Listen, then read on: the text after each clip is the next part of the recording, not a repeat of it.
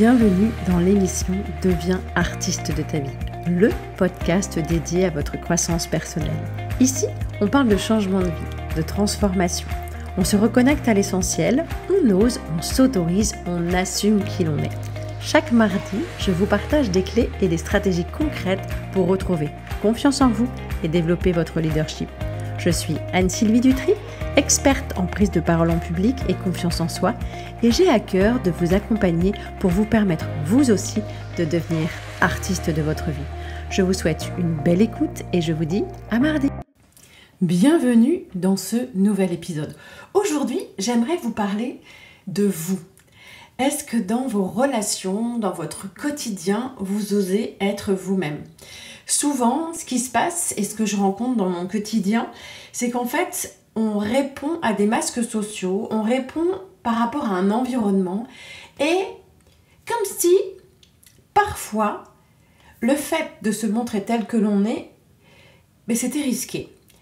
Et j'aimerais vraiment apporter votre focus aujourd'hui sur cette notion d'être soi, parce qu'en fait, plus vous allez vous autoriser à faire les choses par rapport à qui vous êtes, plus vous allez être aligné dans votre manière de fonctionner, dans votre manière de parler, dans votre manière de faire les choses, dans vos comportements.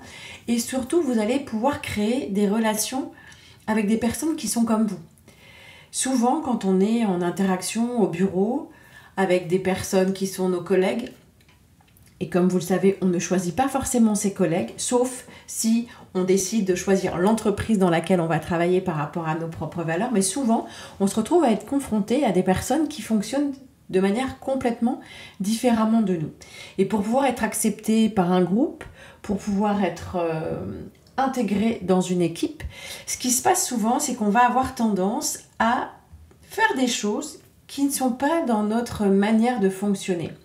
On va essayer de s'adapter. Et je rencontre beaucoup de personnes, que ce soit en atelier ou en formation, qui sont en suradaptation permanente et cela les épuise. Lorsque vous êtes en suradaptation, c'est énergivore et ça vous demande un effort supplémentaire par rapport à d'autres personnes. L'idée, c'est vraiment de faire les choses, en tout cas d'identifier à quel moment vous n'êtes pas pleinement vous-même. Peut-être c'est tout simplement parce que vous avez peur qu'on vous juge par rapport à une réflexion que vous pouvez avoir, dans la façon dont vous allez peut-être mettre en place un projet, dans votre façon de travailler. Je vais donner un exemple tout simple, mais quand vous avez des personnes qui ont tendance à être plutôt en retard ou bordéliques, qu'est-ce qu'elles vont faire ? Pour pouvoir donner une belle et une bonne image d'elles-mêmes, elles vont aller à l'encontre de ce qu'elles font habituellement. C'est-à-dire, alors arriver à l'heure, c'est bien parce que c'est du respect de l'autre, mais surtout ce qui va se passer, c'est que dans leur manière de fonctionner, ça va leur demander beaucoup plus d'efforts. Et là, mon intention pour cette semaine, la réflexion que j'aimerais vous amener, c'est que vous puissiez prendre conscience de toutes les fois où vous avez cette sensation de ne pas être en phase avec ce que vous ressentez à l'intérieur de vous-même. C'est indispensable parce qu'en fait, vous allez vous apercevoir que souvent, ce qui se passe, c'est que vous êtes en suradaptation permanente. Et cette suradaptation permanente par rapport à des règles de fonctionnement qui sont imposées, alors en entreprise, forcément, que pour que tout le monde puisse fonctionner les uns avec les autres, c'est important de se mettre d'accord sur un minimum de règles à respecter. Mais pour les personnes qui doivent se conformer à ces règles, qui ont l'impression qu'on les met dans une case, qui ont cette sensation de ne pas pouvoir s'exprimer comme elles le souhaitent, c'est vraiment quelque chose qui devient pesant. Et là, mon intention cette semaine, c'est de vous amener à observer dans votre quotidien, à chaque moment, est-ce que je suis pleinement moi-même ? Ou au contraire, est-ce que je réagis par rapport à des règles ? Est-ce que je réagis par rapport au fait d'avoir peur d'être rejeté ? Est-ce que je réagis par rapport à la peur d'être mal compris ou mal comprise ? Voilà. La première chose à faire dans un premier temps, c'est accepter de ne pas plaire à tout le monde. Oui, parfois, ça peut être déstabilisant parce que si je ne me mets pas dans un bon état d'esprit, en étant aligné avec moi-même bien sûr, ce qui va se passer, c'est que je vais me sentir mise de côté. L'idée, c'est pas de se sentir mis de côté ou mise de côté. L'idée, c'est dans un premier temps de se dire « Ok, ce que je fais là, est-ce que c'est correct pour moi ? ce que j'aime dire souvent quand je suis en formation, c'est est-ce que c'est écologique pour moi? Est-ce que ce que je fais là, c'est pour plaire à l'autre ou c'est pour me plaire à moi? Et depuis que nous sommes enfants, nous avons tous et toutes été conditionnés pour fonctionner par rapport à notre environnement. Et l'idée aujourd'hui, c'est de comprendre qu'à partir du moment où vous acceptez d'être vous-même, il se peut que pour certaines personnes, votre façon de fonctionner, votre façon de parler ne conviendra pas et c'est pleinement OK. C'est important de comprendre ça parce qu'à partir du moment où vous allez être plus lucide sur votre manière de fonctionner, vous allez vous apercevoir que vous allez être en capacité de faire les choses différemment et surtout à partir de qui vous êtes.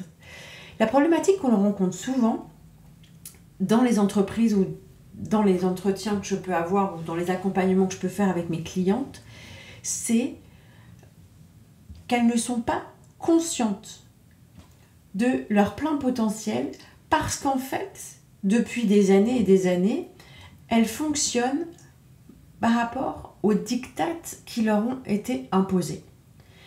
À partir du moment où vous commencez à vous observer, à vous écouter et à vous comporter en lien avec ce qui est essentiel pour vous, ce sera plus fluide, ce sera beaucoup moins pesant et vous aurez moins l'impression d'être enfermé dans une case.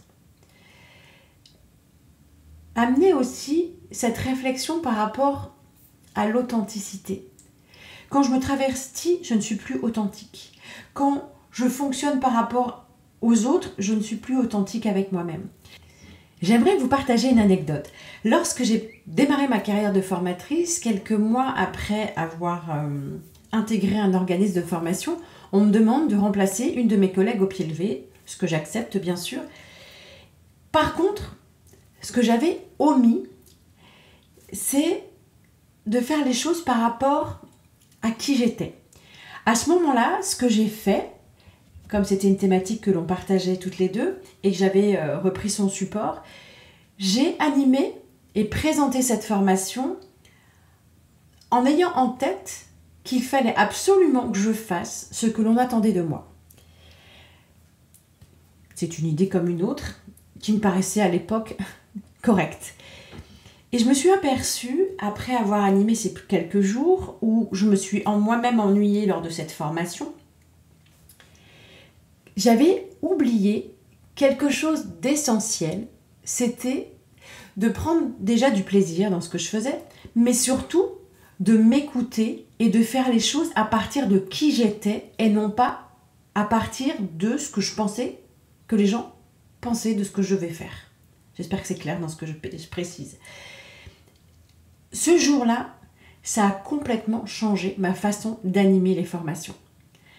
Je suis quelqu'un qui, dans mes formations et les ateliers que j'anime, aime mettre de l'énergie, mettre de la musique, faire en sorte que le cadre soit cosy, bienveillant, que chacun puisse s'exprimer pleinement, sans se sentir jugé. Et j'ai décidé, à partir de ce jour-là, d'animer mes formations en fonction de ce que je décidais. Que ce soit le choix des outils, l'environnement, la mise en place de ma salle, la créativité que j'allais mettre en place, des nouvelles choses que j'avais découvertes et que je voulais partager avec mon public. Ça a été une réelle révélation. Et depuis ce jour, je me fais confiance. Une autre fois, c'est arrivé aussi qu'un client, plutôt exigeant, me demande en plein milieu d'une formation, d'un séminaire, de changer complètement le programme. Et comme c'était la personne référente, je me suis dit, on va adapter. Grosse erreur. Je n'aurais jamais dû adapter à la dernière minute, mais me faire confiance par rapport à ce que j'avais prévu. Ces deux expériences ont été pour moi bénéfiques dans la mesure où elles m'ont permis de comprendre que j'étais la seule personne qui savait ce qui était important pour moi à l'instant T, dans la façon de présenter mon projet, dans la façon de présenter ma formation et faire quelque chose qui me ressemblait. Et j'ai décidé à partir de ce jour-là de ne plus me travestir. Ce qui va être important pour vous, et c'est la réflexion que j'aimerais vous amener pour cette semaine, c'est de se dire qu'est-ce que ça changerait dans ma relation à l'autre si je m'autorisais à être pleinement moi-même, être plus authentique, être plus à l'écoute de mes besoins, être plus connecté à mes valeurs. Qu'est-ce que ça changerait? Qu'est-ce qui deviendrait différent? Qu'est-ce que ça apporterait à cette relation? Qu'est-ce qui deviendrait possible? Et comment je peux mettre ça en place tout simplement? Souvent, vous avez tendance à oublier que vous avez tout un parcours, que vous avez des compétences, que vous avez des connaissances, que vous êtes une personne avec des qualités intrinsèques spéciales, spécifiques. Ça peut être votre empathie, ça peut être votre intelligence relationnelle, ça peut être votre intelligence émotionnelle, ça peut être votre hypersensibilité, le fait que vous ressentiez peut-être plus les gens, peut-être que vous êtes plus en observation. Vous avez plein de paramètres, plein de capteurs qui vous permettent d'être réceptif au monde qui vous entoure. Et l'idée, c'est vraiment de vous faire confiance, de faire les choses avec authenticité pour justement cultiver votre différence. C'est qui vous êtes, c'est votre unicité qui fait toute la différence dans vos relations. Ne vous mettez pas martel en tête en vous disant « oui, mais qu'est-ce que les gens vont penser ?» On s'en fiche de ce que les autres vont penser. La veille de votre grand départ, vous n'en aurez plus rien à faire de ce que l'autre va penser. Ce qui est important aujourd'hui, c'est que vous puissiez prendre du plaisir à faire ce que vous faites, que vous vous sentiez aligné avec qui vous êtes et surtout que vous vous honoriez au quotidien. Allez au boulot avec la boule au ventre, en étant stressé le dimanche soir parce que cela ne vous convient pas, parce que vous avez l'impression de ne pas pouvoir être vous-même, de ne pas pouvoir dire les choses, de ne pas pouvoir vous comporter comme vous le souhaiteriez, ça impacte votre énergie, ça impacte votre estime de vous et ça impacte votre confiance. Alors, pour conclure, je vous invite tout simplement à être attentif à qu'est-ce qui se passe à l'intérieur dedans quand je dis quelque chose ou quand je fais quelque chose. Est-ce que c'est pleinement moi? Est-ce que c'est réellement moi? Ou au contraire, c'est le masque que j'ai adopté depuis des années.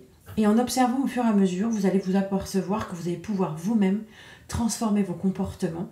Et j'ai hâte de découvrir comment vous réagissez par rapport à ça et ce que ça a pu vous apporter dans votre quotidien de vous autoriser à être pleinement vous-même. Je vous souhaite une très belle semaine et je vous dis à mardi.